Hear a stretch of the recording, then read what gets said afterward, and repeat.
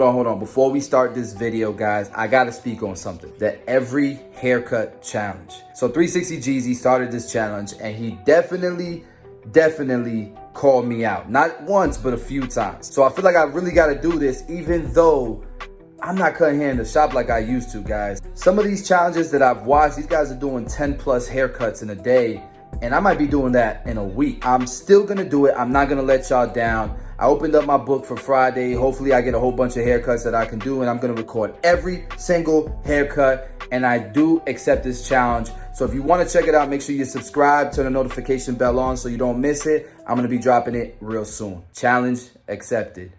Alright, what's up everybody? We got another tutorial for you. We've cut his hair before, but this is the first time I ever do a bald fade on him. When he told me he wanted a bald fade, I was kind of in shock because I've been cutting his hair for years, guys. But anyways, he gets a side part, so we're gonna start with a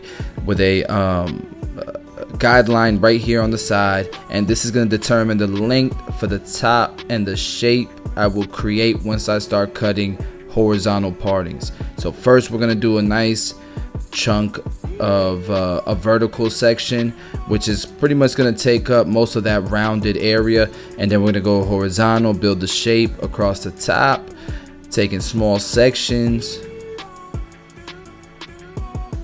and we're just going to work this technique all the way through till we get to the front.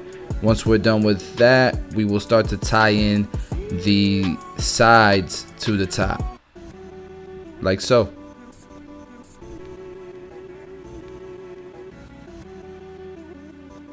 And shout out to my cousin Tito Beats for the beat. His link will be in the description if you guys want his music.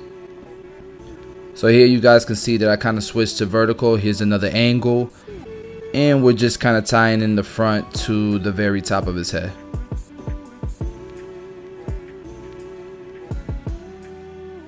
Man, I've really been focusing on my shit game, and to be honest with you, like, I'm not growing to the speed that I would like to, because I'm not in the shop that much anymore like I would like to. But I am low-key making some strategic changes in my career so that I can get back to the lab and get some reps in while still maintaining all the projects that we're currently doing. A lot of the projects you guys don't really know that we're doing, you know, alongside with Tune 45 and some other things. So anyways, here we are doing vertical partings here on the side. As you can see, it's kind of like the same angle that the hair is laying back. We're just taking small sections, working all the way through until the sides are completely connected to the hair we just cut on top. That's a better angle right there. Camera look good there. Alright, and if there's some corners there, we're just gonna nip these corners out. There's a lot of different reasons why you would do that. Sometimes you don't need to do that. Sometimes, you know, the person's head shape just actually looks better with those corners. Where then sometimes, you know, especially if a person's head shape is like super squared, that those corners can make it look too bulky in this area. So I'm just kind of point cutting. I didn't want to cut it 90 degrees off the head all the way through, so I'm just kind of taking those corners off. And now we're going to go ahead and start to cut the back, and pretty much the same technique we did on the sides to connect the sides to the top. That's what we're doing back here. Gotta be careful though, guys, because if you cut this too short, not only do you lose the shape, but you also may lose the way the hair grows back, how easy it is for your client to maintain it, or their hairstyle. All these things are important. You know, people, especially in the back and the crown area, super important. I think a lot of barbers kind of overlook this.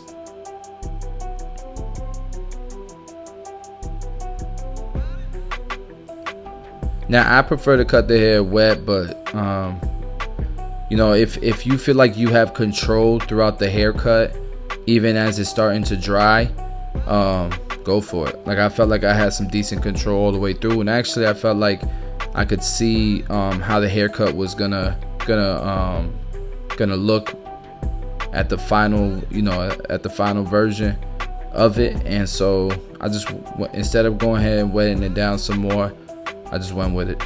All right, and we're doing the same thing here on the sides. Notice I'm not grabbing anything above this side part, because then you would ruin the shape you created. I'm just working on the hair that's above the parietal ridge, in between the parietal ridge and the side part. And that side part is really a disconnection, right? Now, if you notice, I'm doing like a lot of barbers would just shave a number 3 or number 2 or 4 all the way up to that side part. I don't want to lose my shape, right? So I'm gonna do shear work up to it, and that way I can maintain fullness there. And then when you look at it from a front profile, you'll see, you know, it just it looks much more balanced that way, as opposed to shaving it all the way up to that hard part, or not hard part, but the side part. And then when you look at him from the front profile, it's like he got a Gumby. You know what I mean? So, all right, so let's go ahead and start the fade process. Same thing, outline. I'm using the skeleton FXs. These are the, like, I call them the gunmetals. Like, I don't know anybody else who has a pair of these, but I could tell you I am very happy to have them. Using my gold FXs here to start my next guideline with the blade open, and we'll go ahead and start to take this line out. If you notice, I'm going with the T-fin and then lifting up a bit, and it's blending this panel out. I haven't touched the lever. Do you guys noticing that? Now this doesn't work on everybody. I'm not going to sit here in front and show you guys a highlight tape and not tell you guys that it's not going to work on everybody. You know, just some people. I've cut his hair enough to know that his hair is pretty easy to fade. Now, I never did a ball fade on him, but his hair was pretty easy to fade, so I tried it and it was working out pretty good. All right, so that was the one open, and now the half open, or a little bit open, and then now we're gonna go ahead and finish it off, kind of just bring everything together with that blade open. Sometimes you gotta go down to that blade open, because sometimes it, you know, even with the half guard, there might still be a little bit of line. So what you use to create the line, you use to take it out, right? You've heard that before.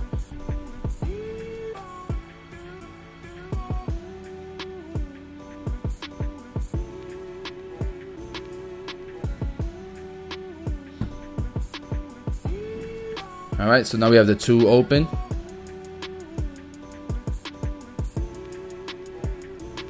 Right underneath that, we're using the 1.5 guard. And at this point, I'm almost like looking to see how much I need to spread this blend out. I might come back with that one open just to spread the blend out a little bit more. Again, this is the first time I give him a ball fade, so some of this is trial and error.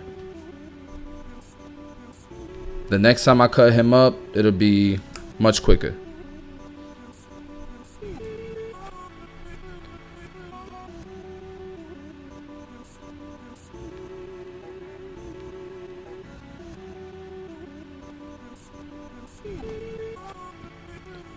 And like I said, look, I went back to that one open to spread it out, and above that two open, I'm using the number 3 to pretty much finish off the fade. That's my system. Then I'll go back and I'm gonna detail it.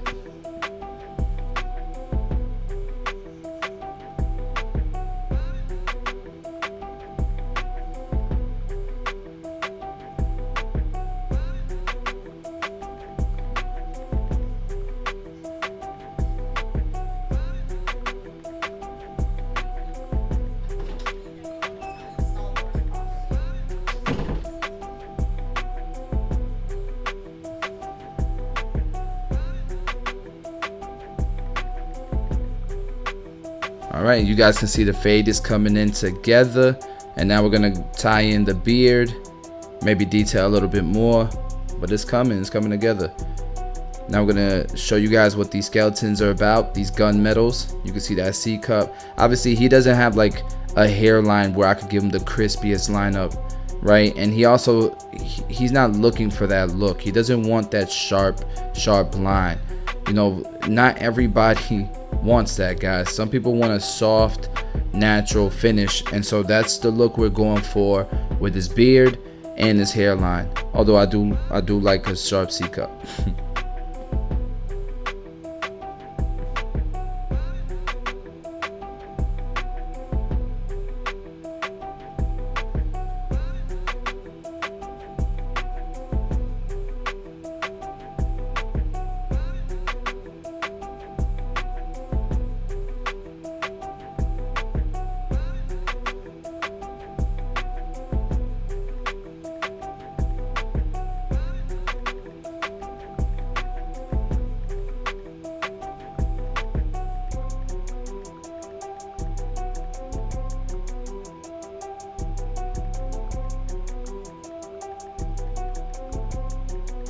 All right, so this side, guys, we were talking in the shop and everybody was like, yo, if you could only use one guard, what guard would you use? Everybody said number one. I said the half guard, and they looked at me like I was crazy. I was like, look, I'll show you.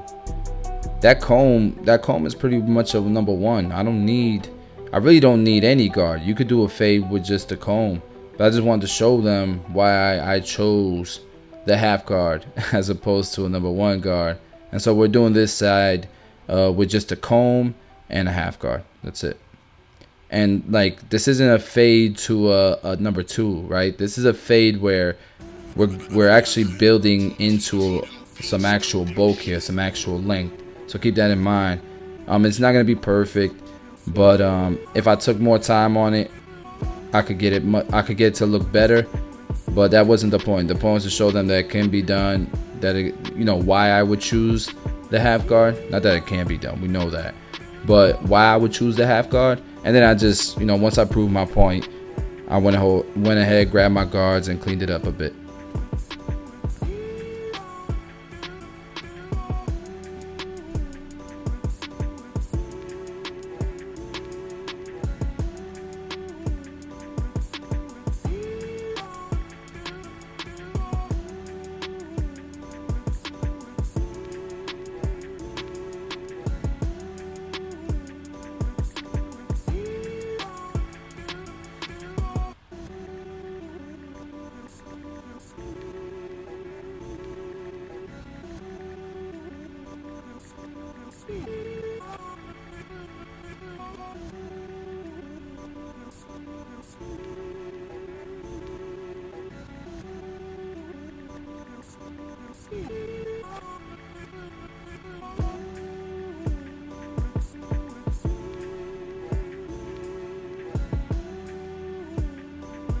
You guys can see it's starting to come together, right?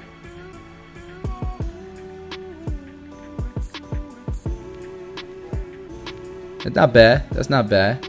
And now I'm just kind of touching it up, detailing it some. Throw the line up on it, and the customer might be happy with the cut.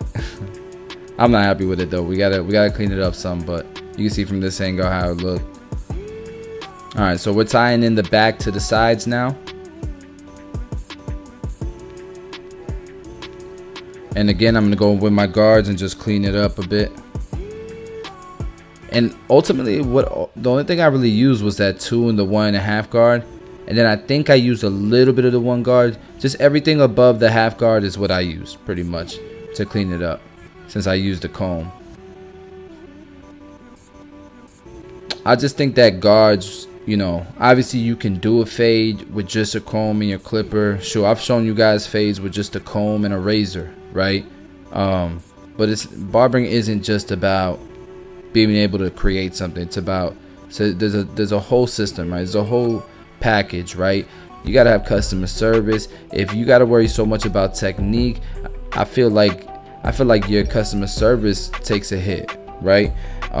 You gotta worry about efficiency. I feel like if you take too long on a haircut, your customers might start getting antsy, and sometimes they might not book you because they're in a time crunch and they know that you can't squeeze them in. You know what I mean? So, but anyways, let's go ahead and start to do this razor work. I use the Tomb 45 shave gel.